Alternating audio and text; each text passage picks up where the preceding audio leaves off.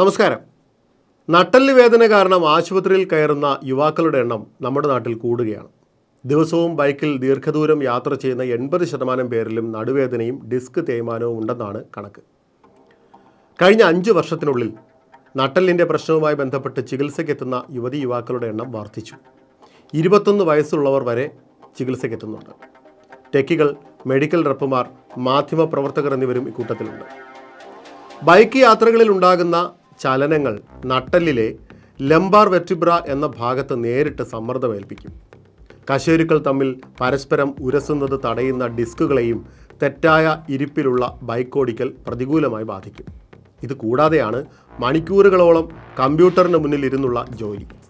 ഇതോടെ ഡിസ്കുകൾ പുറത്തേക്ക് തള്ളി സുഷുമ്നാ നാഡി ഉൾപ്പെടെ ഞെരുങ്ങി അതികഠിനമായ വേദനയുണ്ടാകും. കഴുത്തിനും വേണം കരുതൽ. ബൈക്ക് ഓടിക്കുമ്പോൾ ഹാൻഡിലിൽ പിടിച്ച് നേരെ നോക്കി കൂടുതൽ നേരം ഇരിക്കുന്നതിലൂടെ കഴുത്തിലെ കശേരുക്കളുടെ മുറുക്കം കൂടുതലാകും. ബൈക്ക് യാത്ര കഴിഞ്ഞാലും കുറച്ചു നേരത്തേക്ക് കഴുത്ത് തിരിക്കാൻ കഴിയാത്ത അവസ്ഥ. ലംബാർ വെർട്ടിബ്ര അഥവാ നട്ടെല്ലിൻ്റെ നടുഭാഗത്താണ് ഇത്തരം യാത്രകൾ കൂടുതൽ പ്രശ്നങ്ങൾ സൃഷ്ടിക്കുന്നത്. ബൈക്ക് യാത്രക്കിടയിലെ കുഴികളിൽ ചാടലും വരമ്പുകളിൽ കയറി ഇറങ്ങലുമെല്ലാം കൂടുതൽ സമ്മർദ്ദം ഏൽപ്പിക്കുന്നത് നട്ടെല്ലിൻ്റെ ഈ ഭാഗത്താണ്. നട്ടെല്ലിലെ കശേരുക്കൾക്കിടയിൽ കാണുന്ന വഴക്കമുള്ളതും മൃദുലവുമായ ഭാഗമാണ് ഡിസ്കുകൾ. കശേരുക്കൾ തമ്മിൽ പരസ്പരം ഉരസുന്നത് തടയുകയാണ് ഇവയുടെ ധർമ്മം. വാഹനങ്ങളിലെ ഷോക്ക് അബ്സോർബർ പോലെയാണ് ഇവ നട്ടെല്ലിനെ ക്ഷതങ്ങളിൽ നിന്നും സംരക്ഷിക്കുന്നത്. എന്നാൽ വിശ്രമമില്ലാത്ത ജോലികളും നിരന്തരമുള്ള യാത്രകളും ഈ ഡിസ്കുകളെ കേടുവരുത്തുന്നു.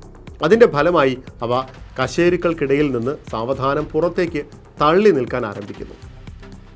ചില അവസരങ്ങളിൽ ഡിസ്കുകളുടെ സ്ഥാനചലനം സുഷുമ്നാ നാഡിയെ ഞെരുക്കി ഈ വ്യക്തികൾക്ക് സഹിക്കാൻ കഴിയാത്ത വേദനയും സൃഷ്ടിക്കുന്നു.